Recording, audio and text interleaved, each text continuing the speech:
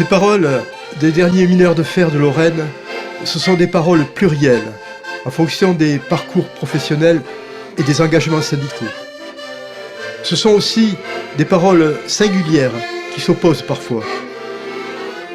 C'est une fierté exprimée par une corporation qui a travaillé dans des conditions difficiles et qui a payé un lourd tribut à travers les accidents et les maladies professionnelles. Il y a aussi les non-dits, l'amertume provoquée par la fermeture programmée des mines, fruit d'une logique capitaliste. C'est une histoire qui se finit mal. Elle méritait d'être racontée car elle est nourrie de joie, de larmes et de solidarité.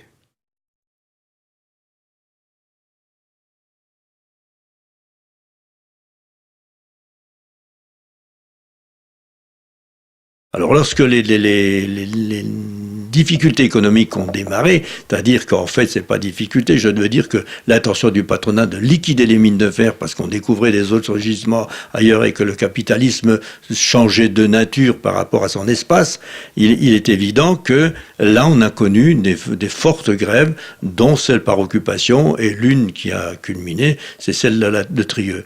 Mais il y en a eu d'autres, y compris pour la génération à laquelle nous appartenons, on a effectivement bloqué en 1984 et l'usine de Solac et toutes les mines de fer, c'était je ne sais pas combien de temps ça a duré. En 92, on a bloqué le centre de Metz avec les engins, c'est-à-dire que la grève n'était plus sur le tas, elle se montrait au niveau public. Et les sidérurgistes ou autour, on a toujours imaginé qu'on pouvait exister sans le minerai local avec l'apport des minerais étrangers.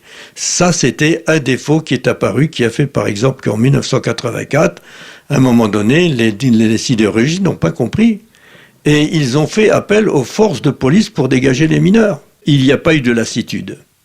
Et je crois que c'est dû à l'état d'esprit syndical dans lequel nous étions, c'est-à-dire c'était un combat de classe. Donc à partir de là, on savait très bien l'orientation qui était prise. Par exemple, on a vécu très fort, très mal, mais très durement, la trahison de 1981. Non, il n'y a pas eu de mobilisation générale, non. Parce que quand nous on a fermé, il y en avait déjà pas mal qui étaient fermés aux alentours. Bien sûr. Et ils en ont peut-être protesté, vous voyez, oui, comme ça, mais rien de plus, hein. C'est venu progressivement. Oui. Un jour, le centre d'apprentissage s'est arrêté. Bon, puis on voyait ce qui se passait dans les autres mines, quoi, parce qu'on n'a pas été dans les premiers. Ah oui, ben nous avons fait des défilés, des grèves. On avait des grèves. Ah oui. Ah non, mais là c'est sûr que finalement on a manifesté de la mine jusqu'à la mairie. Il y a une délégation qui allait à la sous-préfecture et tout. Comme par exemple la mine de Trieux. La mine de Trieux, c'était 73 jours au fond de la mine. Hein. Et les femmes sont même descendues. Oui. On était en manifestation justement parce que le baron Aupin, qui était dans la société Arbet aussi, au Luxembourg, nous avons manifesté devant les grands bureaux au Luxembourg. Oui. Il y a eu une délégation avec le député de la région et tout. On a été manifesté au Luxembourg, justement contre la fermeture des mines, quoi. Hein. C'était pas spécialement là. C'est-à-dire qu'il y avait une solidarité. Si enfermé à longtemps, tous les mineurs se mobilisaient contre la fermeture. Parce que la preuve est là, c'est que l'une mine après les autres, ils ont été liquidés, quoi. Il y a eu des grèves, un petit peu, des manifestations, mais ça s'est toujours passé bien dans le calme.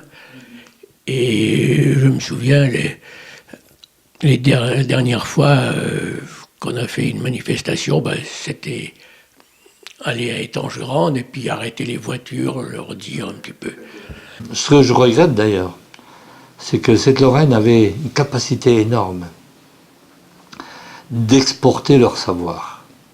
Lorsque les premières mines ont fermé, un sentiment d'amertume, de déclassement, de gens qui se disaient on ne peut pas transmettre notre savoir-faire, on est la fin entre guillemets d'une espèce de travailleurs.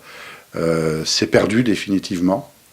Et alors, quelque chose de vraiment révoltant, on est en zone frontalière, le minerai de fer qui était exploité du côté français était, de l'avis des éminents économistes qui se sont succédés, n'était plus rentable, et donc il était absolument impératif de fermer les mines, de mettre tout le monde dehors. Et ce même gisement, 5 km plus loin, du côté luxembourgeois, était rentable. Il était apprécié par des spécialistes tout aussi qualifiés que ceux qu'on a dans ce beau pays. Et l'industrie minière luxembourgeoise, non seulement exploitait ce minerai, mais rachetait des concessions dans les mines qu'on avait fermées. C'est-à-dire que à certains endroits, les concessions luxembourgeoises se prolongeaient sous la frontière. On était 60 puits d'exploitation, entre 25 000 et 30 000 mineurs. Eh bien, ça se réduit à 0 aujourd'hui. Il n'y a plus une seule mine de fer en activité. La dernière s'est fermée en 97. Et encore, c'était une exploitation, c'était une mine luxembourgeoise, l'Arbette, qui exploitait sur le sol français. Mais la dernière, ici à Moyov, s'est fermée en 93. Donc elles se ferment les unes après les autres pour arriver à 0. Sachez que du minerai, il y en a en abondance. On estime qu'il y a encore entre 3 milliards de tonnes de minettes. Minerais pauvres, on n'en veut plus.